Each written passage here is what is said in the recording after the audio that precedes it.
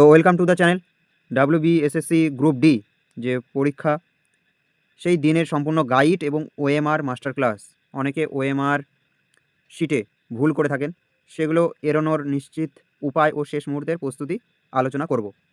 তাহলে শুরু করা যাক। কেন এই গাইডটি আপনার জন্য অত্যন্ত জরুরি?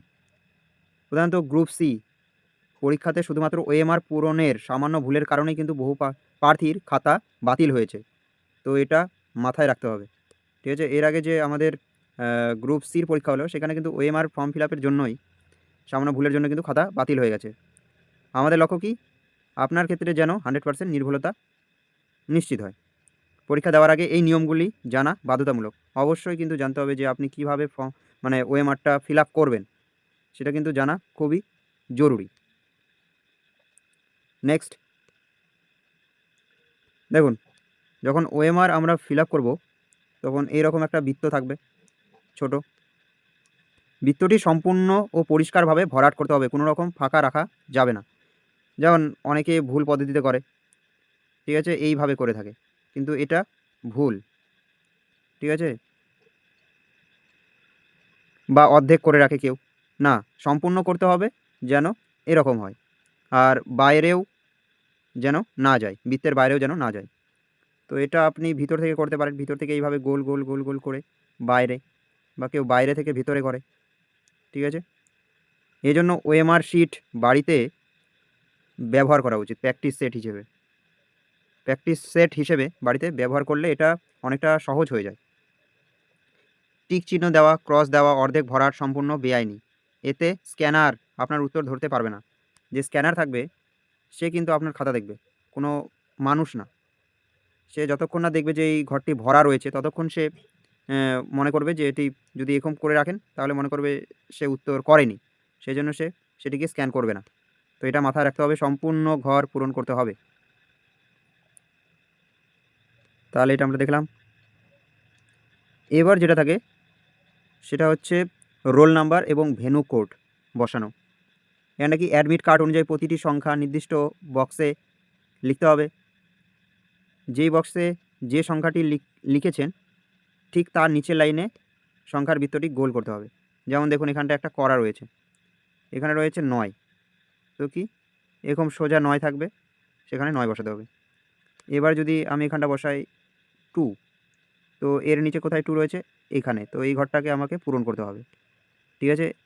পরের ঘরে যদি থাকে এখানে 7 থাকে, তাহলে এর সোজাসুজি এই ঘরের সোজাসুজি 7 কোথায়? এখানে। তো এটা পূরণ করতে হবে এইভাবে। খুব তাড়াতাড়ি না, আস্তে আস্তে এইভাবে করতে হবে। আপনার রোল নাম্বার 12টি বা 14টি ডিজিটের হতে পারে। কোনো ঘর ফাঁকা রাখবেন বলুন, বা প্রথম থেকে শেষ পর্যন্ত পরপর পূরণ করুন, ঠিক আছে? কোনো ঘর যেন ফাঁকা না থাকে, ঠিক আছে? বারবার আপনি যে গার্ড রয়েছে ঘরে, তাকে বলতে বা জিজ্ঞেস করতে পারেন কীভাবে করবেন। কিন্তু ভুল করলে আপনার ওএমআর শিট বাতিল, আপনার পরীক্ষাও বাতিল হয়ে যেতে পারে।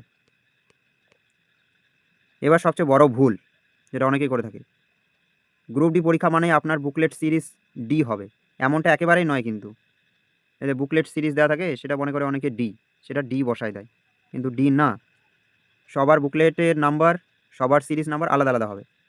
গ্রুপ সি পরীক্ষাতে অনেকেই এই ভুল করে খাতা বাতিল করেছে, তো এটা মাথায় রাখতে হবে। বুকলেট সিরিজ, ঠিক আছে, ডি না। সেটা যেটা লেখা থাকবে বি বা সি বা ডি, সেটাই আপনাকে বসাতে হবে, ঠিক আছে? আপনার প্রশ্নপত্র যে থাকবে, সেটার উপরে এ বি সি বা ডি লেখা থাকবে, ঠিক আছে?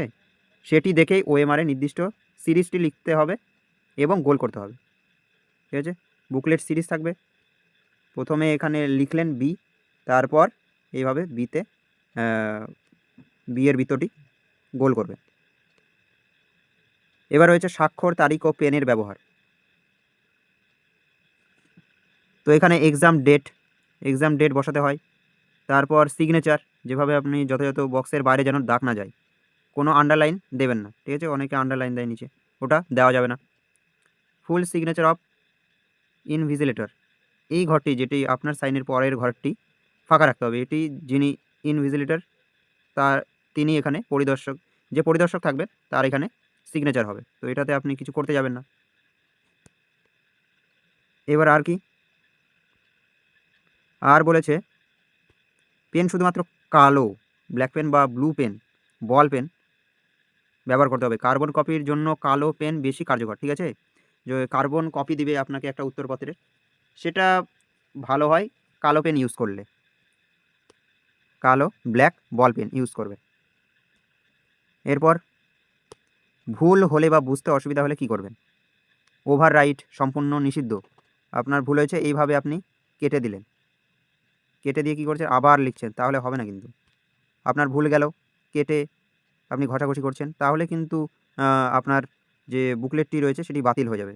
একবার গোল করে ফেললে তা কেটে কি অন্যটি করা যাবে না। ঠিক আছে? করলে খাতার সাথে সাথে বাতিল হবে। তো এটা মাথায় রেখে আস্তে আস্তে আপনাকে দেখে দেখে করতে হবে। এবার গোল্ডেন রুল, ওএমআর পূরণের সময় কোনো কনফিউশন থাকলে লেখার আগে পরিদর্শককে জিজ্ঞাসা করুন। ঠিক আছে? অবশ্যই প্রতিটি পদে পদে জিজ্ঞেস করবেন, তারা থাকেই ওই জন্য। ঠিক আছে? এবার পরীক্ষার সময়সূচি ও রিপোর্টিং টাইম কখন? তো রিপোর্টিং এবং চেকিং শুরু নির্দিষ্ট সময়ে কেন্দ্রে পৌঁছানো বাধ্যতামূলক। 10টা AM টাইম দিয়েছে। আর এক্সাম সেন্টার মেন গেট চিরতরে বন্ধ হয়ে যাবে, মানে একেবারে ঢুকতে পারবেন না। সেটা হচ্ছে 11:45 AM থেকে 12টা PM মধ্যে আপনাকে ঢুকতে হবে, তারপরে আপনাকে আর ঢুকতে দেবে না। ঠিক আছে? এরপরে এখানটা বলেছে কোনো রিকোয়েস্ট করলেও খোলা হবে না, সময় মতো পৌঁছান সেখানে। এবার আর কি বলেছে, পরীক্ষার হলে কি কি নিয়ে যাওয়া যাবে? কালো বা নীল বল পেন, আমি বলবো কালো বল পেনই ইউজ করবেন। ঠিক আছে? এরপর পরীক্ষার হলে কি কি নিয়ে যাওয়া যাবে? কালো বা নীল বল পেন নিয়ে যেতে পারবেন। অরিজিনাল ফটোকপি, যেটাতে আপনার ছবি রয়েছে, pan card, voter card, passport, driving licence বা আধার কার্ড। তারপর অ্যাডমিট কার্ডের প্রিন্ট আউট, একটি স্বচ্ছ জলের বোতল, কোনো স্টিকার ছাড়া কিন্তু। ঠিক আছে? নিয়ে যেতে পারবেন। আর কি, স্বচ্ছ চ্যানেল ফাইল, ভেতরে সব কিছু পরিষ্কার দেখা যায় এমন। আর ড্রেস কোড যা যা নিষিদ্ধ, সেটা হলো বুট জুতা বা হিল জুতো পরা সম্পূর্ণ নিষিদ্ধ কিন্তু। তো এটা মাথায় রাখতে হবে। এরপর আর কি বলেছে, রঙিন অস্বচ্ছ স্টিকার লাগানো জলের বোতল, অনেকে বিভিন্ন ধরনের জলের বোতল নিয়ে যান, সেগুলো কিন্তু নিয়ে যাওয়া যাবে না। যেমন অস্বচ্ছ কভার, রঙিন ফাইল নিয়ে গেলেও প্রবেশ নিষিদ্ধ, সেগুলোও নিষেধ করা হবে, মানে নিষিদ্ধ হবে। বলছে শুধুমাত্র, এদিকে শুধুমাত্র বলছে কি সাধারণ চটি বা স্যান্ডেল পরে পরীক্ষা দিতে হবে। আর যদি অন্য কিছু পড়ে যান তাহলে খালি পায় কিন্তু। তো এটা মাথায় রাখতে হবে। পরীক্ষা শেষের 2টি বাধ্যতামূলক কাজ কি কি? হল থেকে বেরোনোর আগে এই 2টি কাজ অবশ্যই করুন। কি? আপনার ওএমআর পত্রটি ইনভিজিলেটরের কাছে জমা দেওয়া, অ্যাটেন্ডেন্স শিটে নিজের উপস্থিতির স্বাক্ষর করা আছে কিনা সেটাও দেখে নেওয়া। সই না থাকলে আপনি অনুপস্থিত বলে গণ্য হবেন কিন্তু। এই অ্যাটেন্ডেন্স শিটে আপনার যদি সই না থাকে, তাহলে আপনি কি অনুপস্থিত বলে গণ্য হবেন। তো এটাও দেখে নিতে হবে। তো এই ছিল পরীক্ষার দিনের সমস্ত জানার বিষয়। তো আশা করি ভিডিওটি থেকে আপনারা অনেক কিছুই জানতে পারলেন। তো আশা করি সকলের পরীক্ষায় অনেক ভালো হবে। তো ভিডিওটি ভালো লাগলে অবশ্যই কমেন্ট করুন, চ্যানেলটিকে নতুন হলে সাবস্ক্রাইব করুন। তো থ্যাংক ইউ ফর ওয়াচিং। আবারও ফিরবো নতুন ভিডিও নিয়ে।